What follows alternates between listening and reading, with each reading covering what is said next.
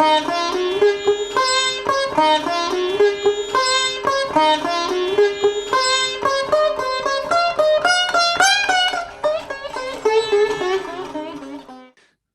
Hare Krishna and welcome to the sixth part of the Avatar series.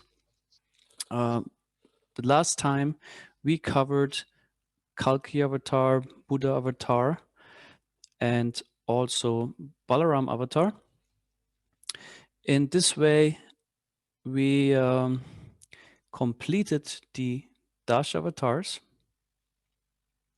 the 10 regular appearing incarnations or like avatars of the Lord. And today we continue with two Lila avatars, which is the Haḿsa-avatāra, the swan form of the Lord, and also Nara-nārāyaṇa, twin form of the Lord. And they appear in different times and ages with also interesting pastimes. Last time we discussed in connection to Buddha particular philosophical issues, which is the discussion between theism and atheism, or personalism versus impersonalism. We heard how Lord Buddha's mission was to actually protect the animals, to lead people away from misusing the Vedas for animal slaughter. And in this way, he denied completely the authority of the Vedic scriptures and preached atheism, with the result that people did not anymore misuse the Vedic scriptures in order to perform animal sacrifice. The side effect of it is, of course, that they did not misuse the Vedic scriptures, but at the same time they remained atheistic, which means they did not follow Vedic culture, which includes that one has a theistic worldview, one dedicates one's life to the service of the Lord, one identifies as a servant of the Lord, and ultimately establishes one supreme and eternal relationship with the Lord. This is one of the reasons why Krishna appears in many forms. He says, we discussed in previous sessions how the purposes of appearance of the Lord always include establishment of dharma, or true spiritual practice, religious practice. And also, of course, he wants to please the devotees. Pleasing the devotees, paritranaya sadhunam vinashana chaduskritam, means for him that he particularly gives pleasure to those who are devotees of the Lord. In terms of that, he shows his forms, that he shows his pastimes. And Vishwanath Chakravarti Thakur explains that this is the actual more confidential meaning of paritranaya sadhunam in the fourth chapter of the Bhagavad Gita, when he says, paritranaya sadhunam vinashaya chaduskritam dharma samstapanataya sambhavam yuge yuge. Krishna says, I appear millennium after millennium, and to protect the pious and to annihilate the miscreants or the demons. In this, therefore, I appear. So his pastimes have always a multitude of reasons, and it's always very fascinating to see how, in particular circumstances, the Lord chooses in a playful way, in a very creative way, to appear and either solve issues, or like to astonish the devotees, or to fight with the demons, or simply establish a particular path of religion. So today on the schedule we have the Haḿsa-avatāra and Nara-nārāyaṇa Rishi. Haḿsa-avatāra is category of a Lila avatar. Lila means simply pastime. Avatar is a form that descends, and Krishna is said to have unlimited forms, which can be categorized according to the nature of the pastime also. For example, we hear of the Purusha avatars, which are the Vishnu forms, which facilitate the pastime of creation. And within this pastime of creation, there's also the so-called Guna avatars, where there's Lord Brahma, where there's Lord Shiva and Lord Vishnu, and they also play part in the Shrishti Lila, or pastime of creation. The Dash avatars are 10 regular forms that have purposes of always protecting also the demigods in their duties to administrate the universe. We hear today also of how the demigods, although appointed servants of the Lord, they are not necessarily pure devotees. Means in their character we find qualities like envy and anger and so on, depending on what level a demigod is. A demigod is not automatically a pure soul. Instead, the demigods, usually the regular demigods, they are situated in the mode of goodness, which is sattva, which is, though according to the Bhagavad Gita, still a material mode, which brings two conditions. One condition is that one has a sense of superiority or of pride, because I'm in knowledge, I'm healthy, I'm happy, I know how things work. So that gives a sense of superiority. And also a sense of happiness, which leads to attachment. If I do well, if everything is fine, so I feel comfortable and I tend to hold on to that situation, although it's temporary. So this is the material nature. And we hear personalities like Indra, who is the king of the demigods. He is the boss, so to speak. Therefore, he exhibits often behavior of a conditioned soul, since he's influenced still by the modes of nature. Personalities like Brahma or Shiva are not like that. Brahma is apparently sometimes influenced by the modes of nature, as we will hear also in the Haḿsa-avatāra Lila. And Shiva is not at all. He is of a higher category. They are the principal demigods. And they're even below the Indra and other demigods, like those who govern the 5 elements, for example. We have Varuna, who is for the water element. We have Agni, who governs the fire element. We have Vayu, who governs the air element. There's Bhumi Devi, who is the representation of earth. And we have so many demigods, on also lesser demigods, who govern certain aspects of material nature. It is said each sense of our body is governed by a demigod, or each organ. For example, we have Agni also in terms of fire, digestive fire, but also for the how to say, the parts of our body who make us how to say, where we pass out the things that we take in, like the anus is called, there's a demigod called Mitra, who is governing this kind of organ. And so for each type, the skin, the eyes, and so on, for each organ, there is a demigod who governs it. So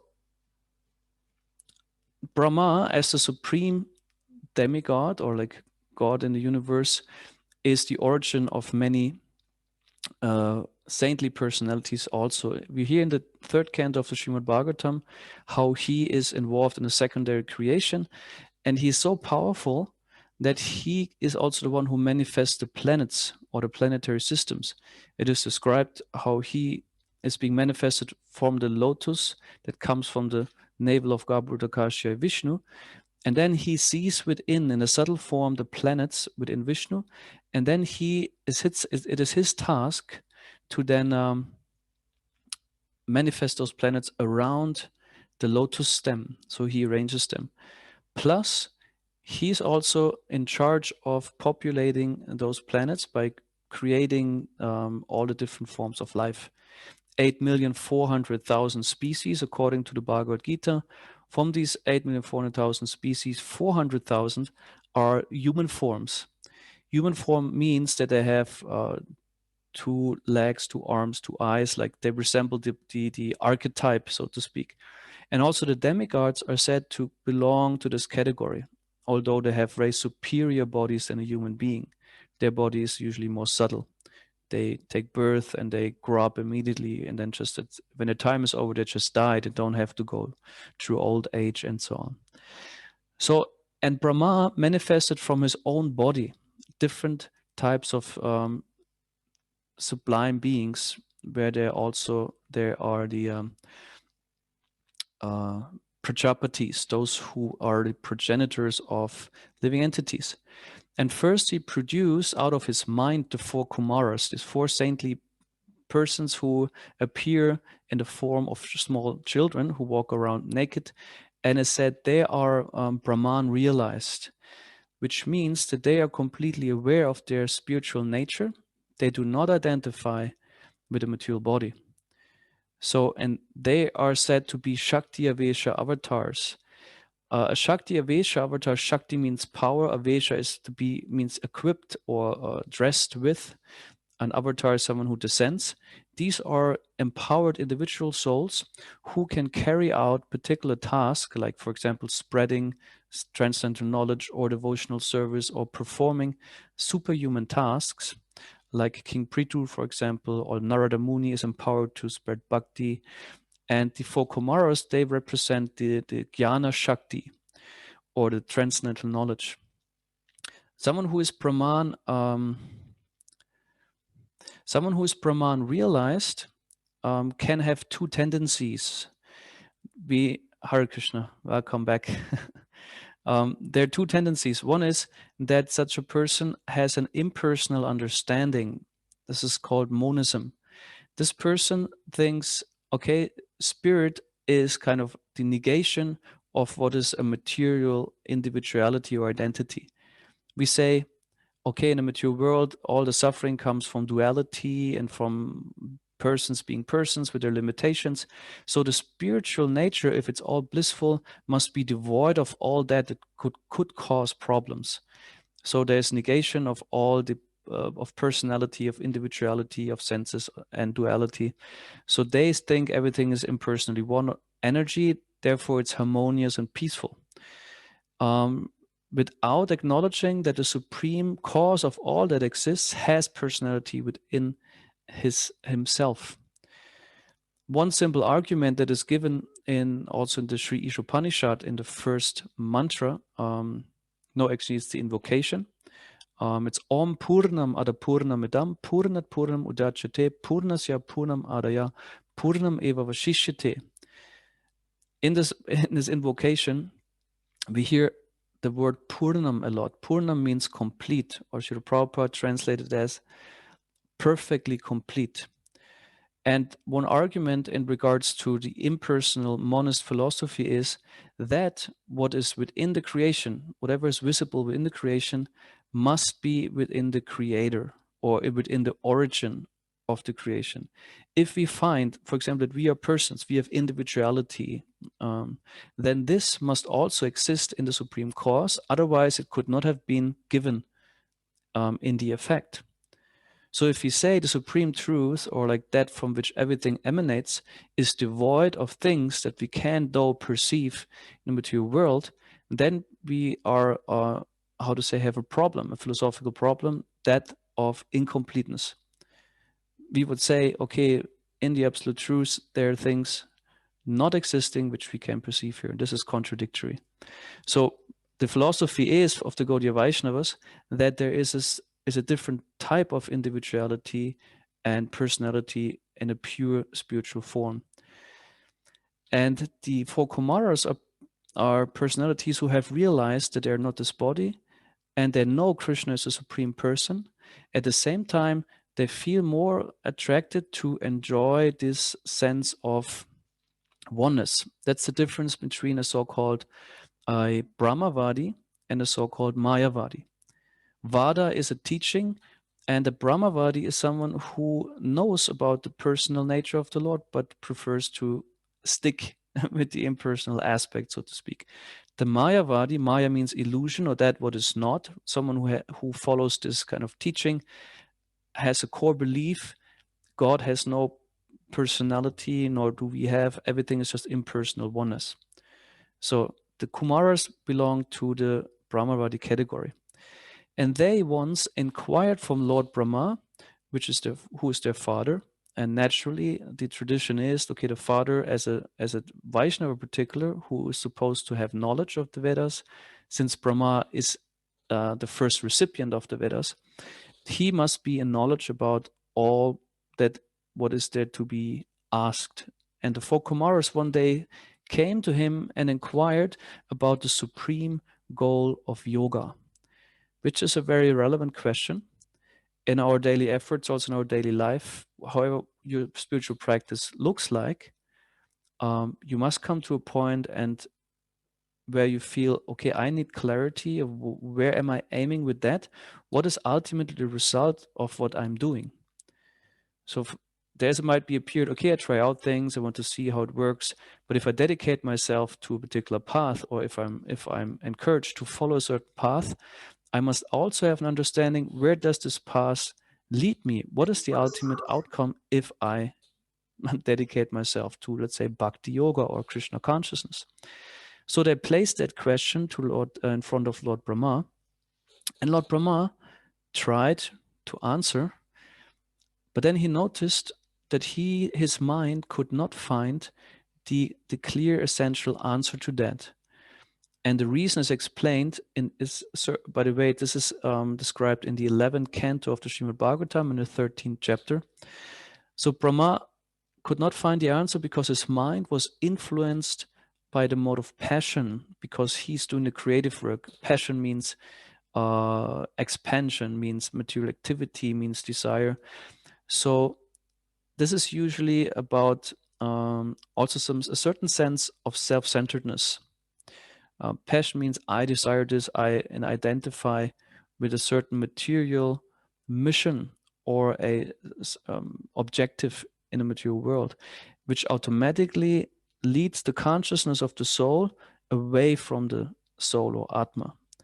So therefore, in the most spiritual traditions, also our tradition, the focus is that we refocus our consciousness or our energy away from so-called material activities to what we call spiritual activities, in order to become aware or be connected with the spirit self that we are within this body. So Brahma could not find the answer, and since he's a great Vaishnava, a great devotee, he meditated on the Lord, as he always does when there is some difficulty. He meditated, and then Vishnu or Krishna chose to appear in front of them in the form of a swan, and the Sanskrit word is Haṃsa. So Haṃsa is the avatar that came in the form of a swan, and this is significant. The swan has a particular characteristic, or at least the Vedas ascribe him a certain characteristic, and that characteristic is that he can he can separate water from milk. So if you would mix milk and water, the swan would be able to simply take out the milk and leave aside the water, so to speak. And milk and water are representations of that what is transcendental knowledge would be the milk, and that what is illusion or material energy or three modes of nature would be the water.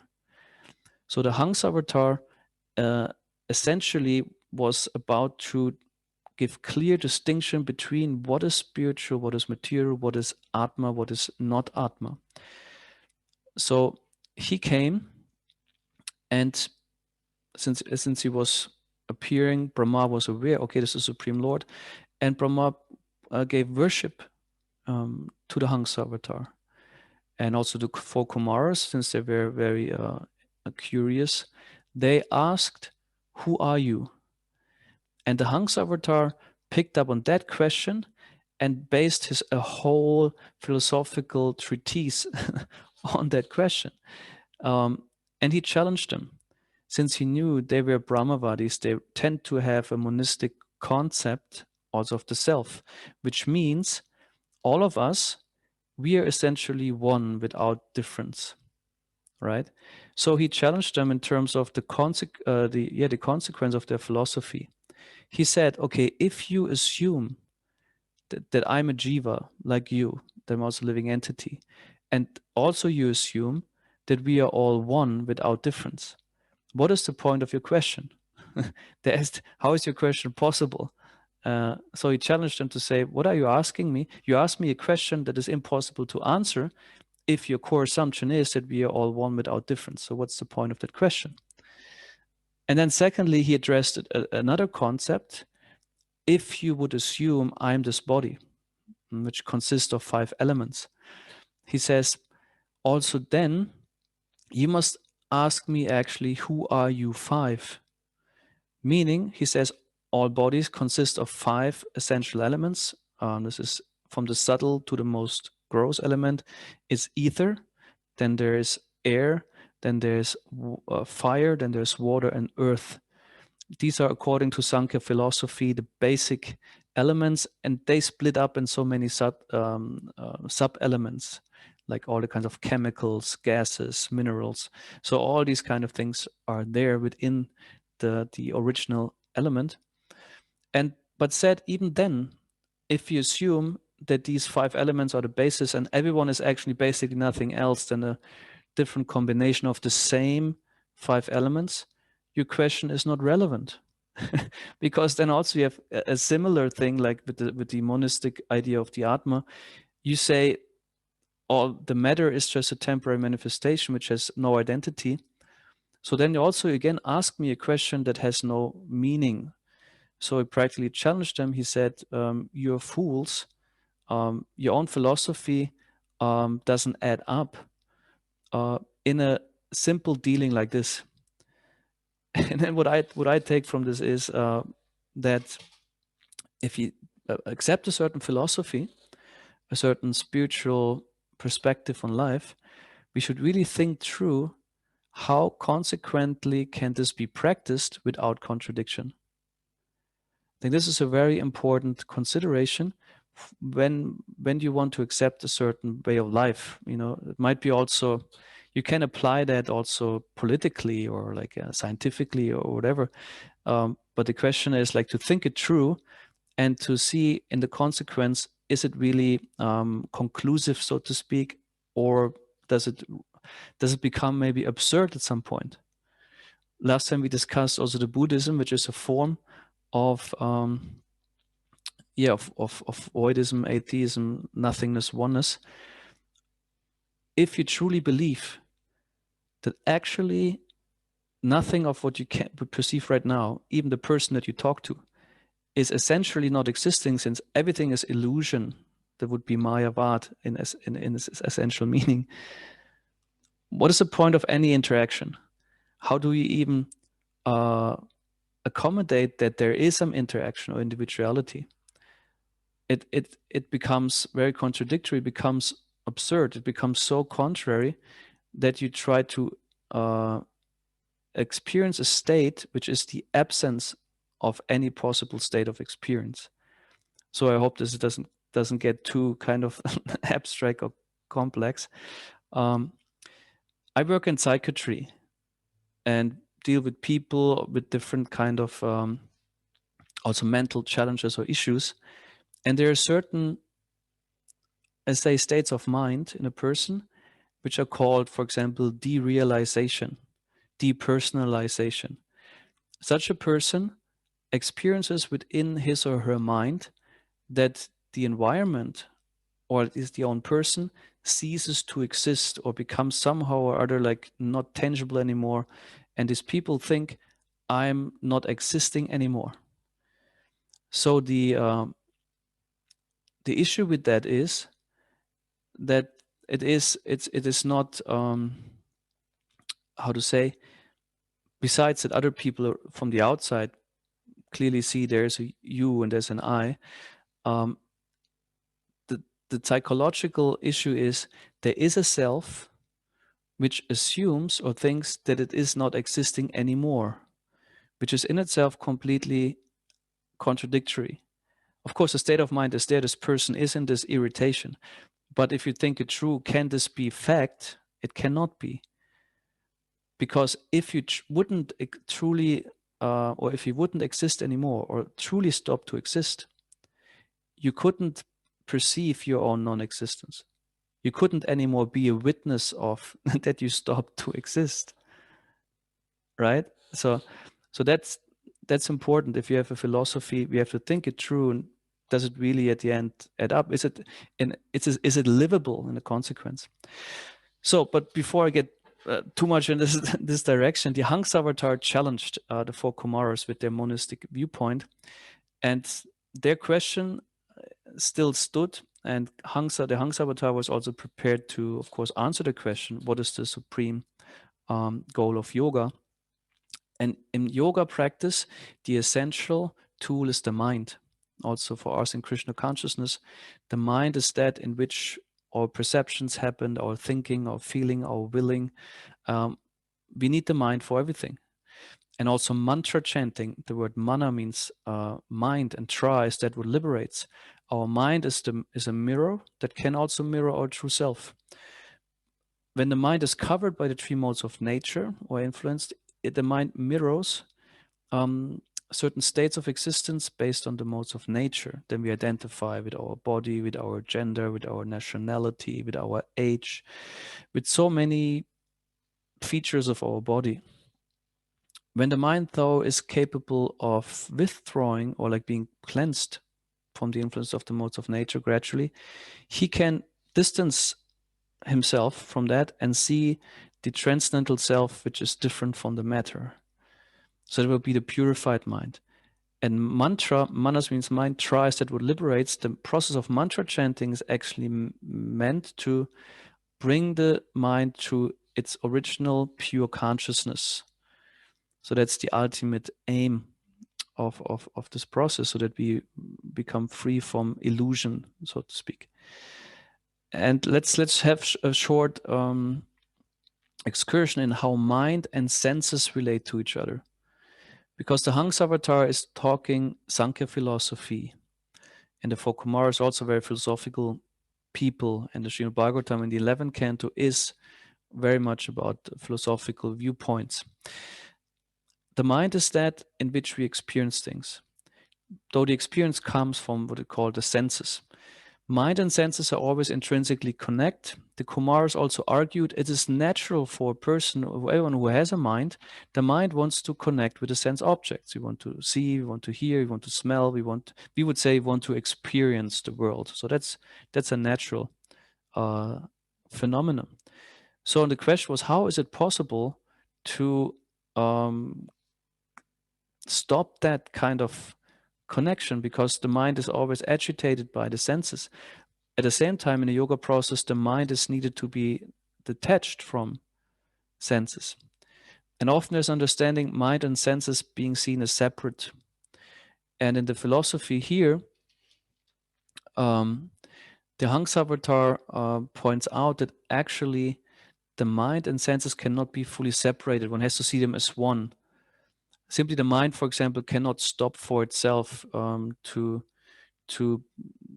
he cannot be inactive. He has to act, and he naturally seeks the senses. So therefore, in the Vaishnava practice, the senses are being engaged in a different way for the service of Krishna instead of for the service of the body or the false ego. So in this way, the mind can be purified. In psychology, we have also very very interesting concepts going back to Sigmund Freud. There's a known psychologist. He had disciples who came up with way more even sophisticated ideas on how the mind works. And one is called Paul Federn. And he researched on how is it actually working that we identify with things. And when we speak of mind, we speak actually of subtle energetic levels. He established that certain types of mental energies. One he called the energy of self or of selfness, where we all identify or like project energy from the soul to something that we consider its I. And then there's so-called object energy. That is what is identifying objects that we also feel belonging to us, but they're not us. This goes a bit then deeper into also how we consider ourselves in terms of body or relatives. And he says, or you can imagine, you come in a room you haven't been before. Let's say you go to a temple and you see chairs, or maybe you have pillows, whatever is the possibility for sitting. And before you came to this temple first time, you and this chair or this pillow had no connection. You didn't even know it exists there like that. You assumed, of course, there will be a chair, but you didn't know. There was no connection. So you couldn't have any claims in your mind. That's, for example, my chair, or that is my pillow. But what happens is, if the mind comes in contact with a certain object, it might be a chair, you start sitting on it and you feel, oh, my body feels comfortable on that chair. Naturally, a tendency of the mind is to connect with this and make it mine. In the Srimad Bhagavatam also said, me and mine is the core symptom of materialistic consciousness, identification with matter. And that happens in a very subtle way, very quick. If I come regularly, let's say to the temple, first time I maybe sit on this chair and I think, oh, it's a cool place. I see good from here, or I feel good while sitting on it. And then I start identifying this chair as belonging to me or to my body. And whenever I go to this temple, at some point I think, hey, that's my chair. Right? Like with any other thing, is you start using it before it had no connection with you, but then suddenly your mind identifies it as it's mine, or even it's me. It goes more deeper. So in this way, what happens, energy from the consciousness is being transferred. And so to say, we charge an object with the self energy, and then it becomes in our mind identified with us. It's also described that the mind enters, so to speak, the sense objects, and then the sense objects re-enter the mind in form of desires. So therefore, yoga practice generally means you try to stay away as much as possible from temptations of the senses, so to speak, because of that dynamic. The mind tends to identify, oh yeah, that's mine, that's me. Yeah. And then as it identifies it, oh, it's mine, or the object.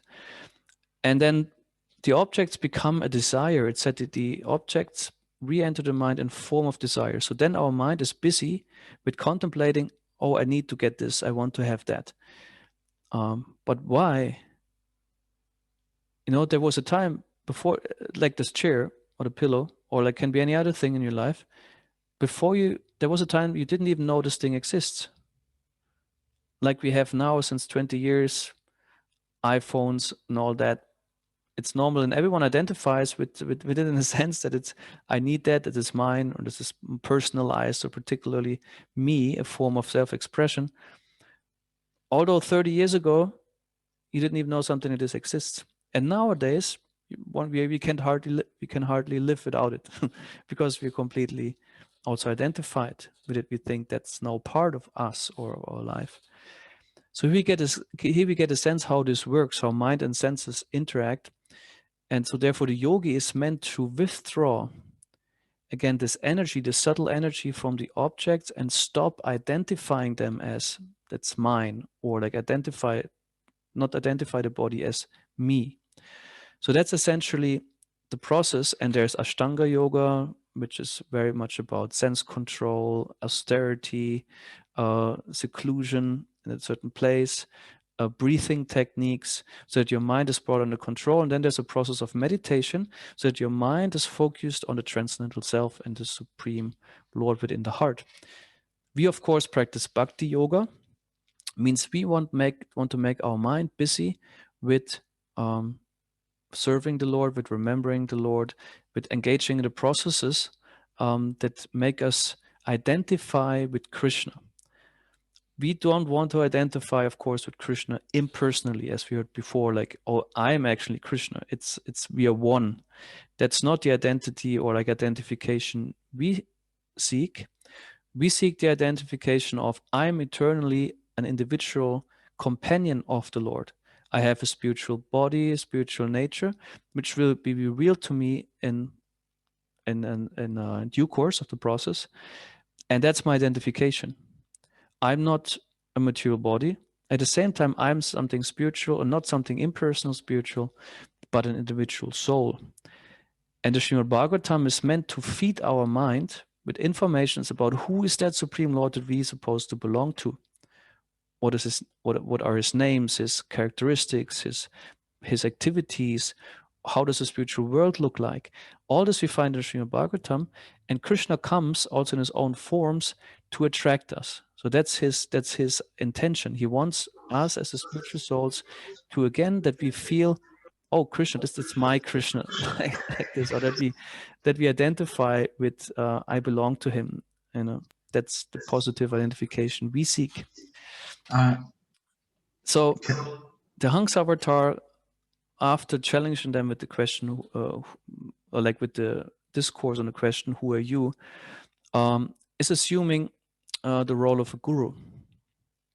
And he points out no one can be peaceful unless one is situated in one's natural position. So first one has to actually philosophically establish what is truly the self, what is Atma. This is explained in the Bhagavad Gita also more elaborately, and also in Srimad Bhagavatam, the distinction between body and soul. And he also points out that the concept of oneness is not serving the spiritual self-interest, because if you would be all equally one and we all struggle with illusions or uncertainties, we couldn't progress. In order to progress, you need a superior person or source in order to advance. That would be the enlightened soul or the spiritual master, the guru. So the Haḿsa-avatāra took the form of guru and then instructed the Kumaras. And Madhvacharya also explains one reason why their question, who are you, was actually improper, is that they saw Lord Brahma worshipping Haḿsa-avatāra. So actually from there becomes evident he is not an ordinary living entity, since Lord Brahma worshipped him, and Brahma is the first created being in the universe, and he only considers Vishnu or Krishna to be worshipable. Therefore, it was deduced when he worships someone, then that must be a supreme person, or like a supreme, the supreme Lord. And also Ramanujacharya, a great saintly teacher in the South Indian tradition of the Sri Sampradaya, the disciplic succession coming from Sri Lakshmi Devi. He was also challenged with an impersonal guru or impersonalist guru. And at some point he confronted him, saying, because he didn't obey or like he didn't agree to worship him. And the guru like inquired, like, why don't you follow that? And he said, if you and me, if we are one and equal in all respects, why should I worship you? It was a fair question. And it's simply, again, thinking it through, right? If we would be all one and then no one is superior, inferior, what's the point of worship? So, but here it's made clear that the individual soul comes under illusion, and it needs a superior source to come out of illusion.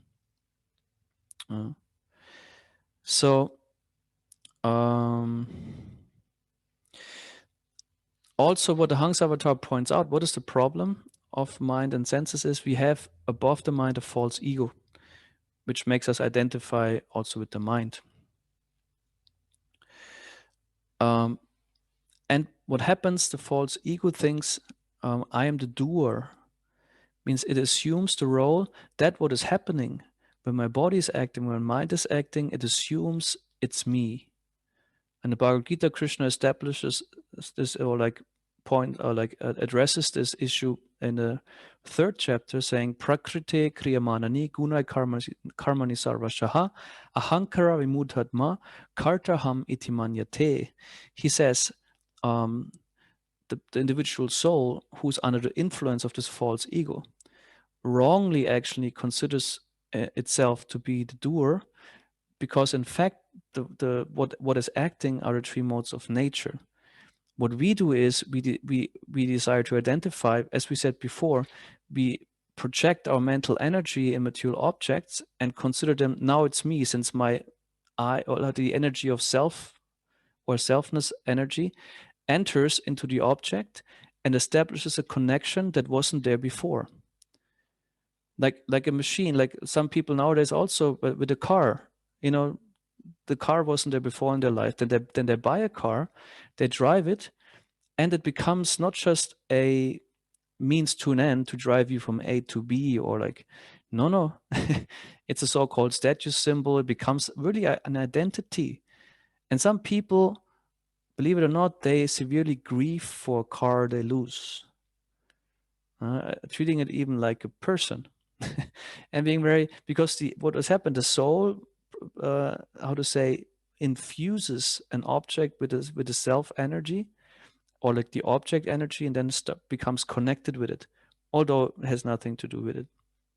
So then therefore the only true enemy we have, or the only true obstacle we have, is the false ego, to recognize it and to gradually dissolve it. And that's an important part of our practice, like what Brahma did. Brahma, when the Haḿsa-avatāra came, he started worship. The Kumaras, interestingly, they, according to what you can read in the 11th canto, they inquired, who are you? And Madhvacharya points out, therefore this question is improper, since Brahma already showed by his own example, this is a worshipable person. And in our mantras, often we have namaha within, Vaishnavibhyo namo namaha, or like namo mahavadanyaya Krishna prem vadayate. Namaha means I give up my false ego or sense of that I am either the supreme or I'm a great person. Na is negation. Ma means the sense of false identity. This is described or like explained like this by Srila Bhaktisaranga Saraswati Thakur in his book Brahmana and Vaishnava. He explains this there. So our mood is we counteract the false ego by acting contrary to it. Instead of thinking I'm the doer, I'm the enjoyer, I'm the owner, I rather see myself as the servant of everyone, and I do not claim things that it's mine. I try to refrain from that. So that's practical tapasya, to whatever you have, to practice saying, okay, these things Krishna gave me, I have them in my household. They, in that sense, belong to me, but at any given time, Krishna could take them away because it's his property. Nothing is mine. Even this, or particularly this whole body is not my body. This is also a political issue nowadays. When it comes to so many things, we have that also in Europe. A person has a right to literally rot away. I don't know what is the English term. In Germany, you have Selbstverwahrlosung. That means a person has a right to whatever, live in his flat and kind of rot away. We would say no, that's not, it cannot be a right, since the body is not property of the soul, and so on. That might also go with abortion and all these kind of things. It's a complex topic, but simply the philosophical basis would be that there's false ego. So the Haṃsa-avatāra explains further that the intelligence, if it is polluted and connected to false ego, has 3 levels, which is sleep, which is wakening, sleep, and deep sleep. Wakening is considered mode of goodness. I'm in knowledge, I see things. At the same time, I'm still in the material dream.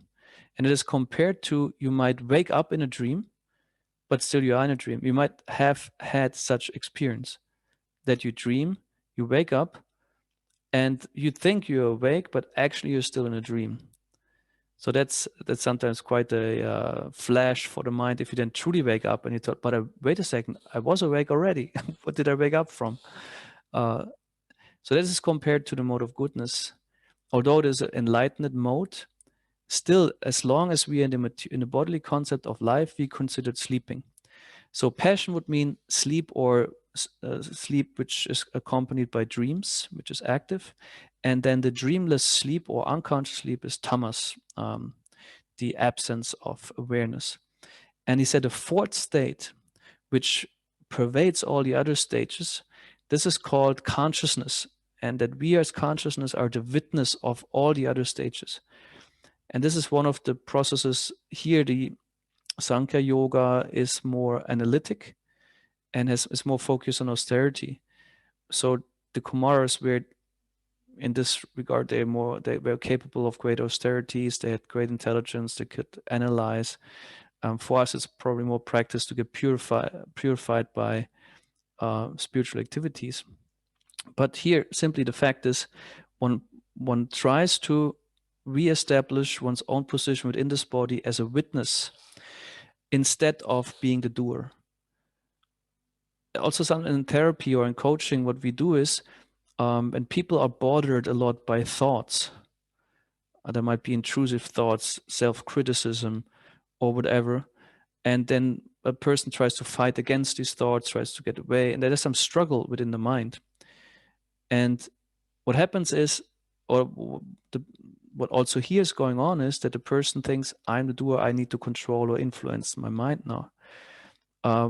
And another technique is to become the observer what is happening, meaning I don't have to interfere, I don't have to fight off, nor do I have to identify. Let me try to create a distance by simply allow myself to observe what's happening, and we will see things pass away. And I can observe so many changes within my mind. So because that would be the true position of the soul, to be a witness.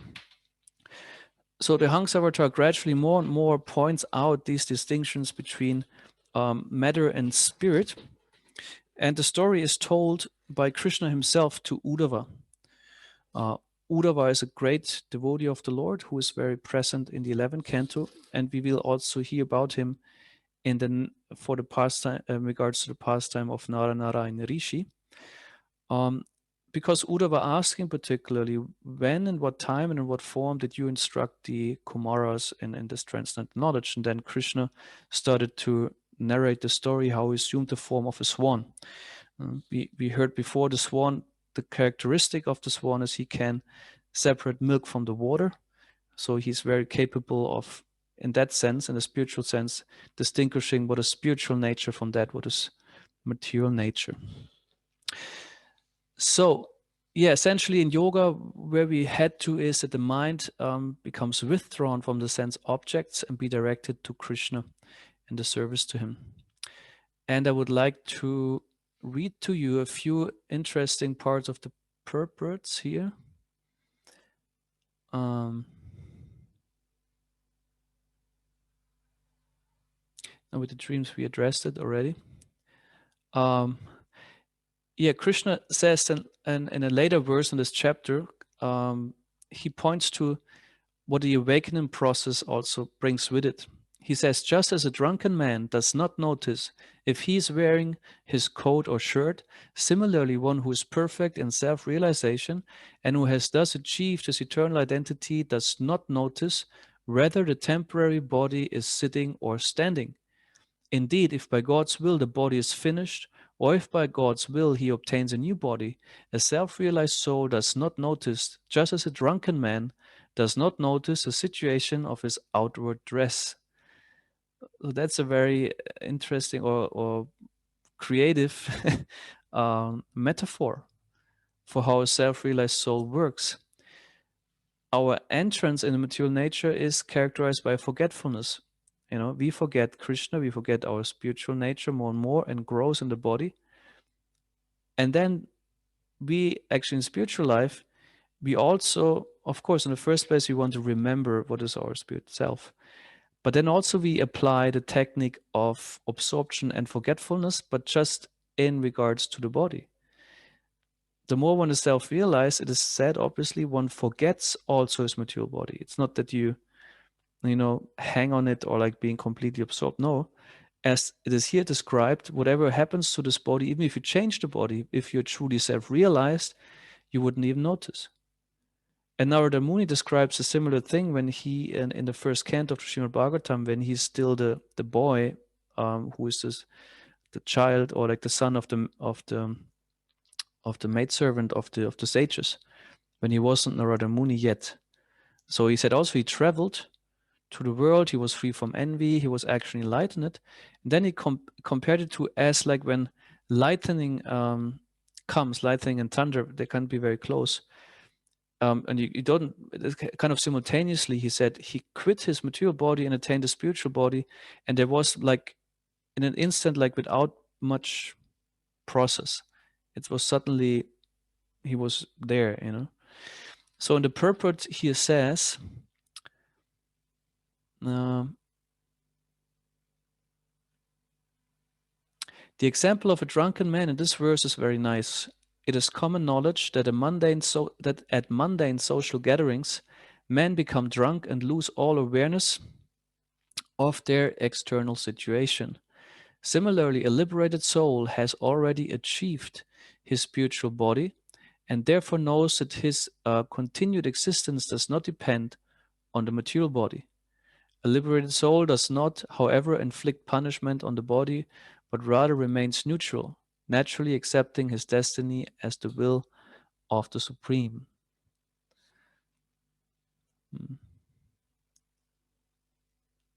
So there's some kind of, let's call it also indifference.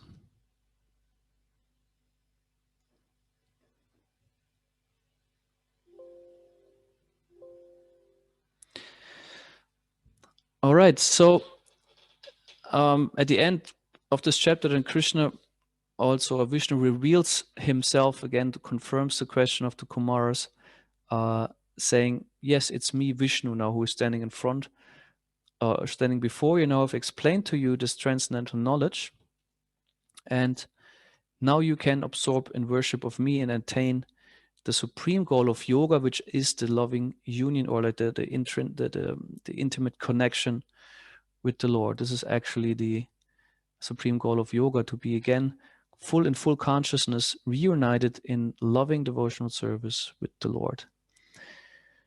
Hare Krishna. Are there so far on your side any comments or questions? Yes, I would have a question. Hi, here's Thomas. You mentioned that Krishna is attracting the people. I was questioning myself how he does it, why, and what to keep it short, what the benefit for the people is from that.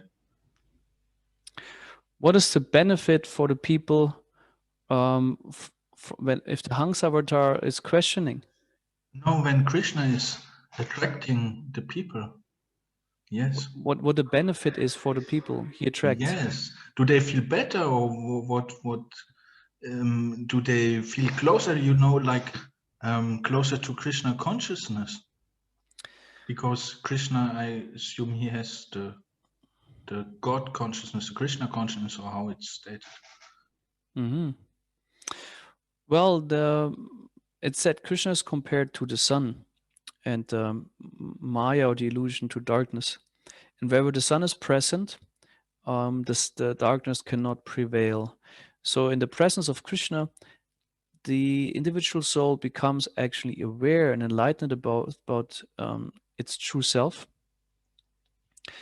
and then can be situated in one's natural in her natural position and be truly happy. The Haḿsa-avatāra also pointed out before, one cannot be really happy if one is not situated properly in his original position, because one is away from one's own self-interest, from where one belongs, and so you cannot be really happy. But if Krishna is there and also becomes visible, or like he reveals himself more and more to the souls, then the souls become enlightened, and with enlightenment comes happiness, because then one sees truly how things are, and then being truly recognizing, I'm eternal part of the Lord, and I belong to him, and this automatically brings with it the supreme happiness. And then this is the supreme benefit for all living entities. So if one is close to Krishna with his feelings, then one gets happy. Yes. That makes sense. Yes, because I feel more happier if I come to the temple and I chant the Hare Krishna, to say Hari Bol to Krishna. Yeah, as is described, the suffering of the soul comes in the first place from ignorance or forgetfulness. Like sun is in itself, for example, sunlight is luminous and it's fiery, and it's so. But if sunlight is a spark, for example, is separated from the fire, it loses its fiery quality. So it becomes the opposite of what it is supposed to be. And then, of course, it's said it's not situated in its dharma. So the soul is also sometimes compared to a fish coming out of water, trying to live on the land. So if the soul again recognizes its nature, spiritual nature, and lets go from the sources of misery, which is the body, and reconnects with the Supreme Lord, which is the source of his happiness, then gradually in the process, one attains higher and higher satisfaction, happiness, up to supreme bliss. And it's a gradual process.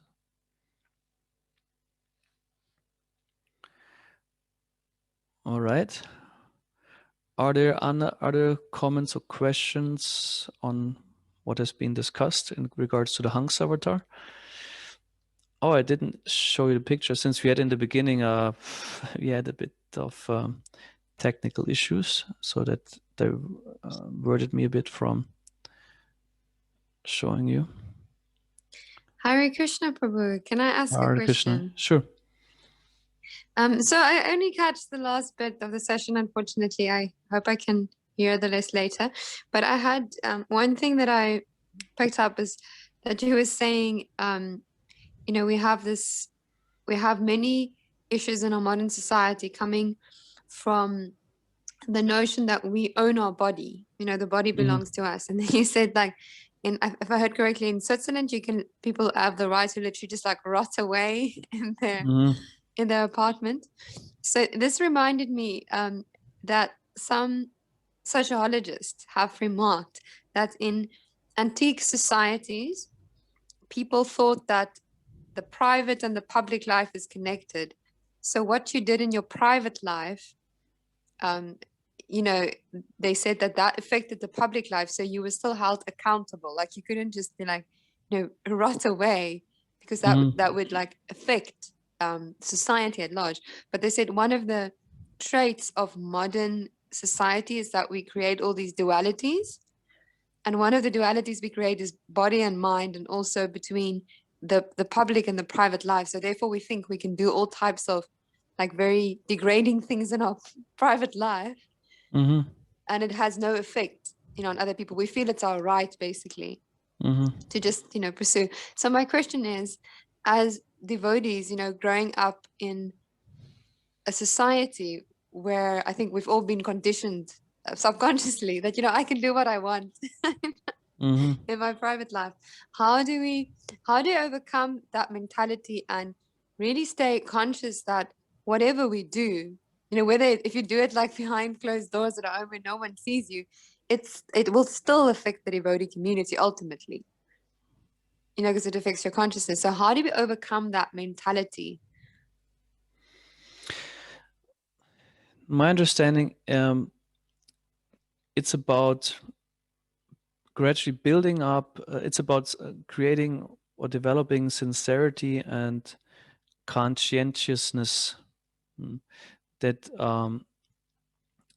it's really about internalizing this ethical principle or this philosophical truth. The more sincere try to reflect on it and acknowledge what is actually true in terms of what do I own, who am I, and so on, the more I will be naturally driven to also be consequent about it and live it. Of course, depending how strong our intelligence is, so that we can, how to say, also be determined on that path.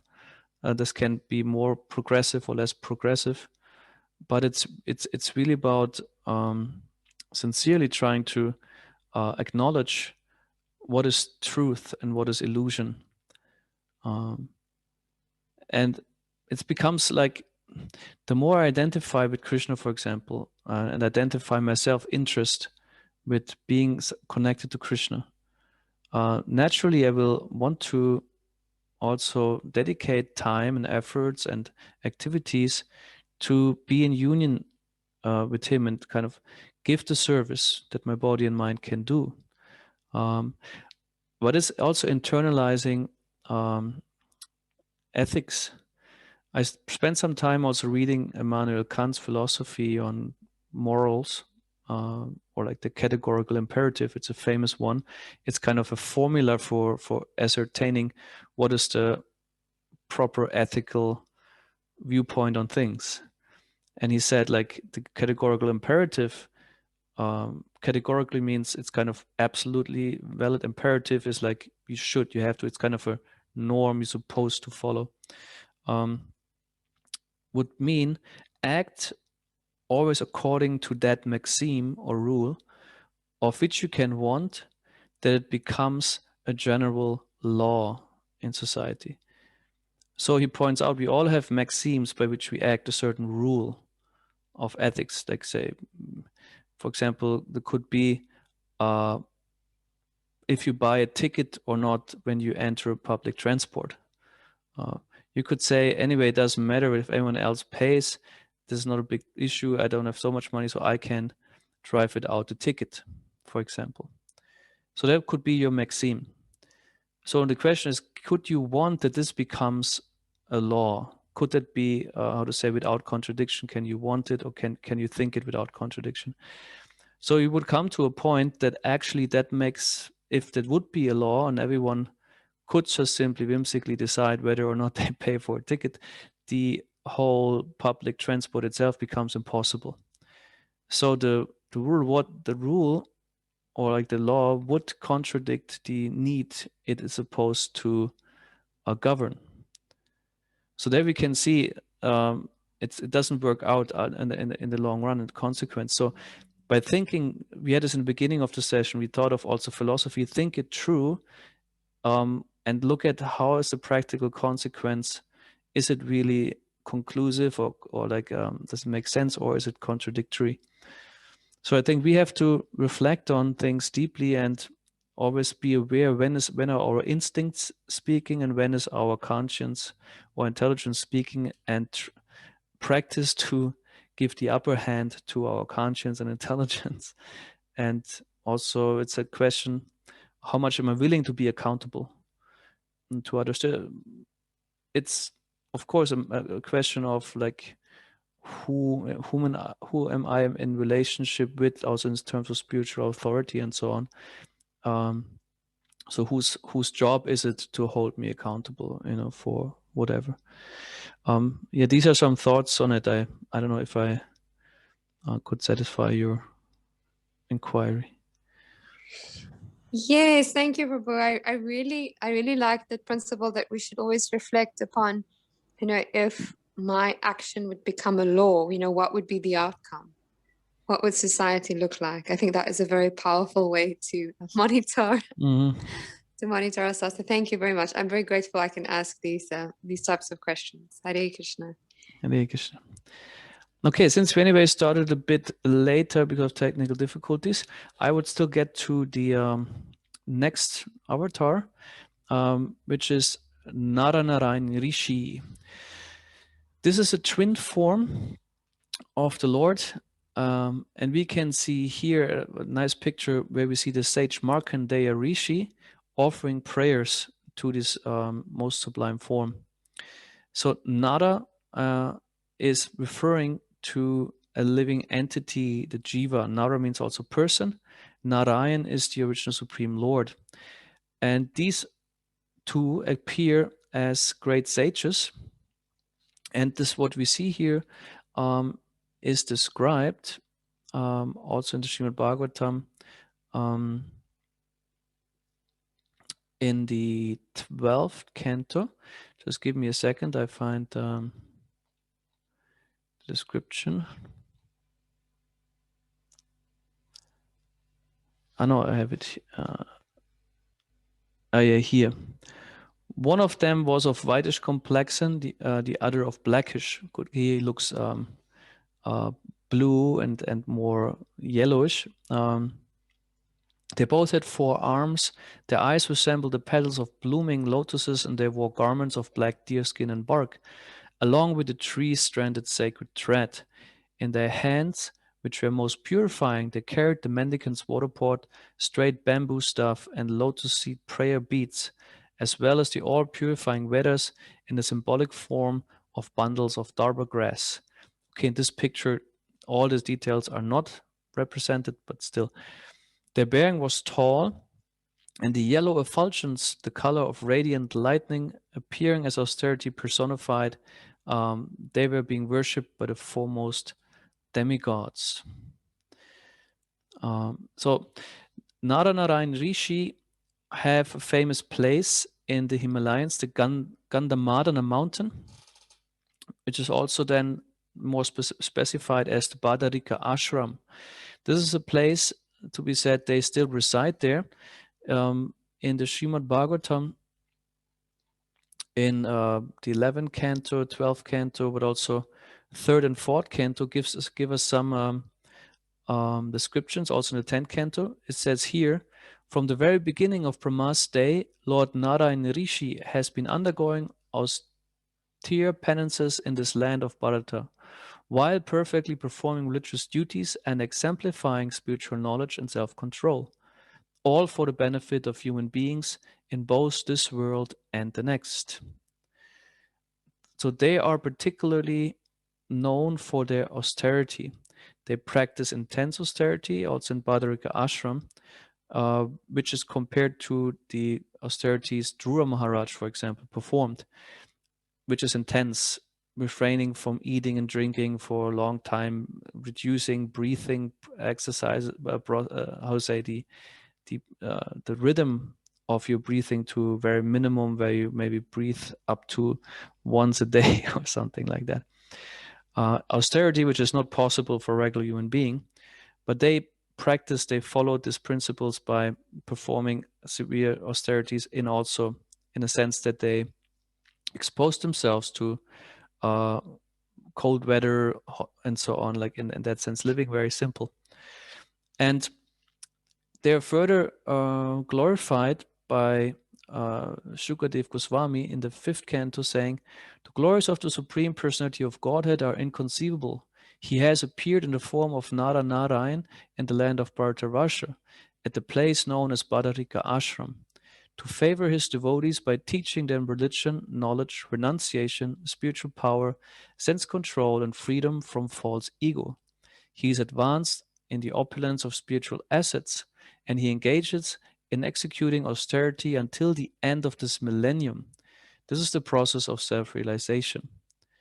So he's interesting in terms of that it's in several places highlighted how Nara-nārāyaṇa Rishi are present.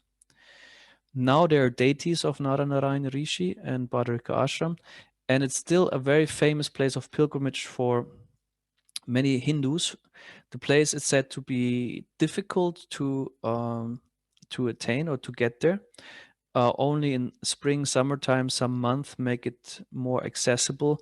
You can see also when you Google a bit Badarik Ashram or Badrinath, then you see a very colorful building, reminds you perhaps a bit on the Tibetan type of temples you can see. So this is a very famous place. And as said, Nara-nārāyaṇa Rishi are like really represented there. They still remain in the deity form there. Also, it is described in the 4th canto how Nara-nārāyaṇa Rishi entered this world. When Krishna assumes human form, then he uses agents in terms of a male-female devotee. When he has animalistic forms, the agents that facilitate his entering the world are elements like, for example, like the water or the earthen shell of the universe, air, or like, okay, Varahadev came out of the nostril of Lord Brahma and so on. But in the human forms, there usually are parents involved. And here, the mother is one daughter of Daksha. It is said Daksha had 16 beautiful daughters. Daksha is one of the Prajapatis. And one of these daughters, Murti, was given to the sage Dharma.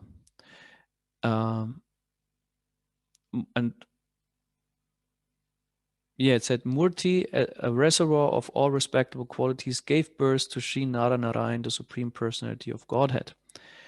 And as further described here in the 4th canto, on the occasion of the appearance of Nara-nārāyaṇa, the entire world was full of joy.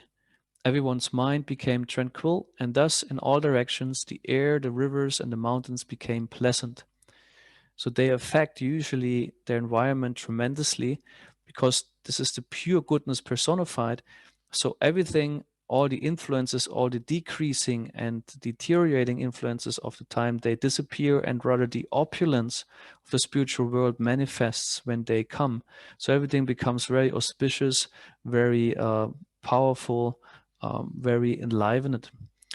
So all the heavenly planets, the singers, the Gandharvas, the dancers, they began to play. Demigods showered flowers. So this is the usual, welcome when a form of Krishna appears. And then they offered prayers. And Nara-nārāyaṇa Rishi accepted that, and he said, he's a partial expansion of Krishna, and now he appeared in the dynasties of Yadu and Kuru in the forms of Krishna and Arjuna respectively. So Nara-nārāyaṇa Rishi, there's a big, sometimes, how to call that, a misunderstanding. There's followers of a so-called Vishvakshena who mistakenly interpret verses from the Skanda Purana as meaning that Krishna expands from Nara-nārāyaṇa. But actually, they entered Krishna and Arjuna. Like in Krishna, Narayan is present. In Arjuna, Nara is present. So they're the original sages. So after the when they appeared from Dharma and Murti, they then went quickly to Badarika Ashram and performed their austerities there. One pastime is that they were once tried, or like they were tried by Indra. Whenever someone performs intense austerity, then the demigods, as we mentioned before, they can become envious since they're not necessarily pure devotees. They're affected by the modes of nature. There's attachment, there's pride, and from there envy is born. So Indra sent spring personified, which is probably visible here, this one. And the idea was to seduce them. So heavenly dancers and singers came, and the mild breezes of spring came, the passion personified, and the son of passion, which is greed, came, and they all exhibited their influence on Nara-nārāyaṇa Rishi. And the Apsaras were dancing and making sounds and moving very graciously around. But Nara-nārāyaṇa Rishi was not affected at all. So at some time it became obvious that they had no effect on them, and the demigods became, or like Cupid became, ashamed. And Nara-nārāyaṇa Rishi, they opened their eyes, looked at them, and usually what happens when a great Rishi is being exposed to such a seduction or such an act of envy, they become angry and they curse. And once it happened, for example, Cupid was once burned by Shiva completely, or like in other occasions. But Nara-nārāyaṇa Rishi acted differently. Although very renounced and very powerful, he smiled and he acted compassionately, which means he rather welcomed all these demigods instead of cursing, saying, please be guest in my ashram, and here please accept those gifts. And what you can see here in the picture, out of his own body, he manifested the most sublime, beautiful, heavenly women. Way more attractive, way more beautiful one can even imagine. So all those heavenly beings, which were by material standards extremely beautiful, extremely attractive, and so on, they were put to shame. So, and then Narayan Rishi said, please pick one of them and make them the ornament of the heavenly planets. And the demigods chanted Om and selected Urvashi, one of the Apsaras, and she became the how to say, crown jewel of the heavenly planets. And the demigods then left from there and returned to Indra. So Indra, hearing that, was quite amazed. So Nara-nārāyaṇa Rishi showed that there's no point, how to say, you can't offer anything to God, or like you can't bribe him with anything. It would be like a billionaire, you go there and you try to bribe him with $1,000 or something. It's kind of ridiculous because he has everything, in way more higher quantities. So Nara-nārāyaṇa Rishi was very merciful, compassionate, and humiliated the demigods in a very, compassionate way. He even gave them a present. So that was one of the pastimes that is described, and something similar happened to the great sage Markandeya Rishi that we saw before. Indra experienced the same kind of anxiety, and he did the same thing practically. he sent Cupid, he sent the spring personified, he sent the Apsaras and so on. They performed their dance, and the spring, manifested this lusty aura. Cupid thought at some point, now he's ready for my arrow. There's a 5-headed arrow of Cupid, which was supposed to hit Markandeya Rishi and make him fall victim to the seductions Cupid brought, but it didn't happen. Rather on the contrary, Markandeya appeared also like a fire. He was, by his austerity, was very powerful. And the demigods felt how their own bodies started to burn. And this was a sign, again, we're in a situation where we're actually being defeated. So they desisted from further tries of seduction and disappeared. So then what happened, Nara-nārāyaṇa Rishi, they appeared in front of Markandeya Rishi, being very satisfied with austerity. He was a lifelong celibate. He performed religious duties, and he offered prayers to the Lord. And Nara-nārāyaṇa Rishi were very satisfied, and they asked Markandeya Rishi to accept the benediction from them. Markandeya Rishi first responded, actually, I'm very simply satisfied by seeing you. But on second thought, he also said, actually, I have a desire, and I would like to see your illusory potency. So that's something interesting. I would like to point out that a devotee should have desires, but desires connected to the Lord. And we see this desire particularly is something existing in different personalities, like Shiva also wanted to see Mohini Murti. Parikshit Maharaj was also interested to hear about the illusory energy, and we might hear of others. So a devotee is actually always interested to experience and see the Lord in different ways. Like in a good friendship or personal relationship, naturally you want to experience the person in either certain qualities and certain features, in a certain way of relating. So that's natural. So the devotee has desires which relate intrinsically to Krishna.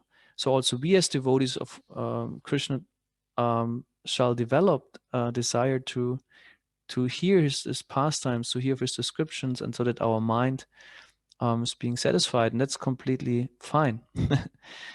So the Nara-nārāyaṇa Rishi said, we accept this, yes, you are blessed, this benediction will be granted, so be it. And then they left. And then Markandeya Rishi continued his daily routine, and he always meditated on his desire that he wanted to see the illusory energy of the Lord by thinking of fire, water, air, and ether, always thinking of the Lord. At some day in the evening, when he performed his evening rituals, suddenly the universal dissolution started. The water levels were rising, the ocean got very turbulent and strong, and thunders and storms came. And we know that also there's intense heat when Anantashesh from the bottom of the ocean, from the universe, sends the heat upwards. So, and Markandeya Rishi found himself within this ocean of devastation, and it was extremely intense. The ocean was not just very turbulent, and there were like this kind of I don't know the English words, but like all the water and air gave him a very hard time, and it was very exhausting. There was big Timingla fishes. Timingla fishes are bigger than whales, way bigger, and they eat whales for breakfast. There were other creatures that attacked Markandeya Rishi, and he got away kind of, but then got tossed around by the waves and by the storms. And it happened that he went through that for millions of years. It said Markandeya Rishi was, at the end of Brahma's day, the only survivor who could witness the devastation. And he got very exhausted, very tired, like imagine over millions of years in this condition. So, and then it happened so that at some point he saw a small island with a banyan a tree starting to grow. And on this banyan tree, he saw that leaf with this little boy, with this very sublime Krishna as we know it. And he was very attracted to this vision, and all his fatigue disappeared. He felt suddenly very pleased and peaceful, although being in the midst of these oceans. And he saw how the child completely carefree enjoyed itself and then also sucked on its own toe, so and Markandeya Rishi was amazed by seeing that, and suddenly this little Krishna, while inhaling, he sucked in Markandeya Rishi in his own body, and suddenly Markandeya Rishi found himself again in the universe as he knew it before. Everything was kind of in order. So he was in there and was again very perplexed and amazed. He was practically inhaled by Krishna. And later Krishna exhaled him again, where he was back in this devastating water. And then Krishna chose to disappear.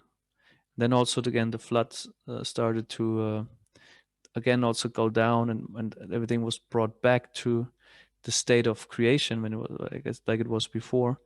And Markandeya Rishi was there staying with his experience. He felt strong exhaustion and he was contemplating what did just happen to him. So for just millions of years he experienced the devastation and saw literally the illusory energy of the Lord at work. And there's descriptions how later on Lord Shiva came to him, being attracted by the power of Markandeya Rishi, but it's another story. So this was due to the blessing of Nara-nārāyaṇa Rishi that Markandeya Rishi could see the devastation or the illusory energy of the Lord. Yes, Hare Krishna.